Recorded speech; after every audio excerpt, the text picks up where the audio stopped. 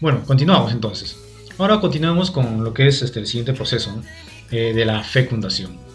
La fecundación se constituye o se define como la fusión de los gametos femeninos y masculinos y tiene lugar en una región, en la ampolla, que es la región más ancha y más próxima hacia el ovario.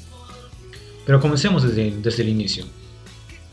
Al inicio los espermatozoides son depositados en la vagina y estos tienen que llegar a la trompa uterina y aproximadamente lo hacen en 7 horas.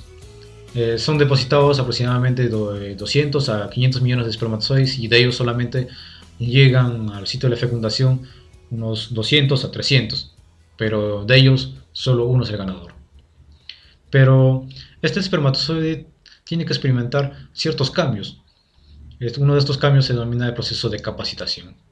El proceso de capacitación es un periodo de acondicionamiento del aparato genital femenino que dura aproximadamente 7 horas y consiste en la interacción epitelial entre el espermatozoide y el tejido mucoso de la trompa de falopio.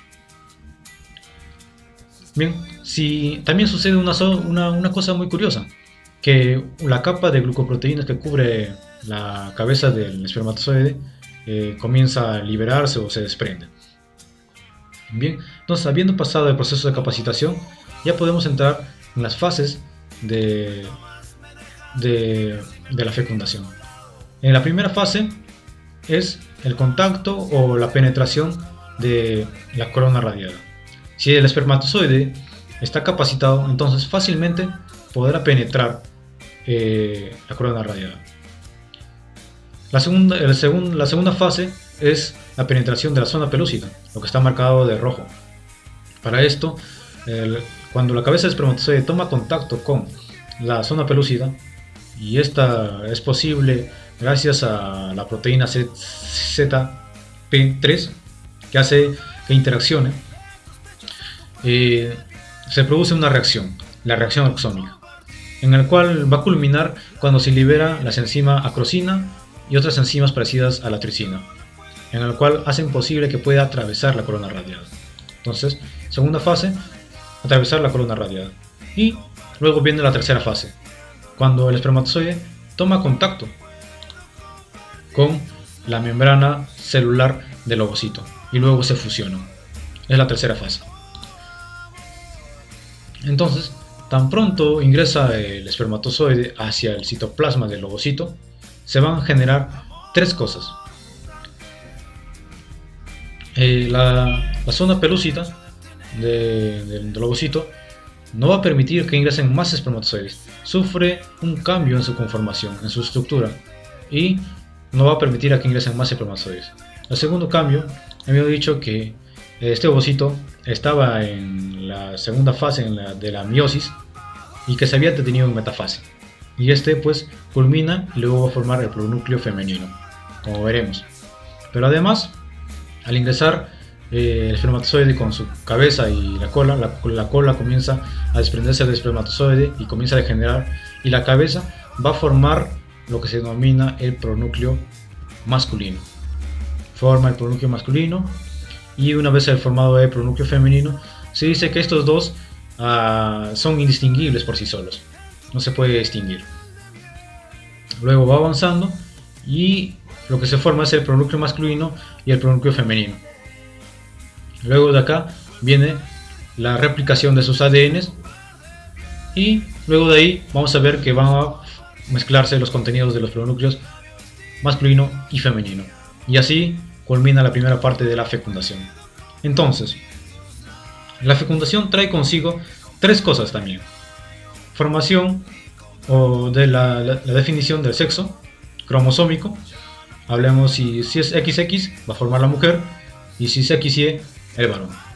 El restablecimiento del número diploide de cromosomas. El ovocito masculino trae 23 pares de 23 cromosomas, y la mujer 23, el ovocito femenino 23 cromosomas. En total harían 46 cromosomas. Y luego, como tercer punto, trae lo que es el inicio de la segmentación. La segmentación, como vemos acá, lo explicaremos más adelante. Entonces, como última fase de esto, vamos a ver sobre la segmentación. La segmentación simplemente consiste en una serie de divisiones y van a formar, pero estas divisiones son divisiones mitóticas que van a formar más células. Estas células divididas se denominan blastómeros. Pero estos blastómeros cada vez se van haciendo más pequeñas y cada vez se van haciendo más numerosas. Como vemos acá. Primero se forman dos células, dos blastómeros, luego va avanzando y se va formando 4 blastómeros. Y luego sigue avanzando y se formará 8 blastómeros y luego seguirá avanzando y formará 12, 16, así sucesivamente. Pero más o menos cuando está entre 12 y 16 se denomina mórula.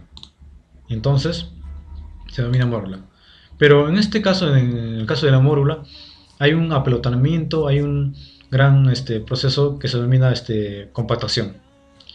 Compactación quiere decir, es un proceso. Compactación quiere decir que las partes centrales de la mórula van a formar la masa celular interna y la parte externa, lo que están en la periferia, van a formar la masa celular externa. O sea, acá la parte central, la masa celular interna, y la parte más periférica, la masa celular externa. Y más o menos, ya al ingresar al ovario, como vemos acá, al ingresar al ovario, se va a formar un huequito. Se dice un huequito, una cavidad, debido a que se produce un líquido, y ese líquido y esa cavidad posteriormente se le denomina blastocele. Entonces, una vez que se ha formado el blastocele, esta parte o esta estructura del embrión se denomina ya blastocisto. Además que se va perdiendo ya la corona radiada, como veremos en este gráfico. Entonces, habíamos dicho que tiene se formaba lo que es la masa celular externa, que posteriormente se va a convertir en trofoblasto, y la masa celular interna, que posteriormente también se convierte en amioblasto, y la cavidad que se denomina blastocele, como vemos acá. Posteriormente, y toma esta forma, ¿no? Y posteriormente la masa celular externa se va haciendo más aplanada. Luego de ahí, aproximadamente, ya acá estamos en el quinto día después de la fecundación, y luego de ahí viene el proceso de la implantación. ¿Y dónde lo hacen? Como vemos acá, en la parte superior posterior del útero, más o menos como si fuera en el techo, ¿no? Y ahí viene a comenzar la implantación. Más o menos el inicio de la implantación ocurre en el sexto día. Y gracias. Espero que les haya ayudado en algo.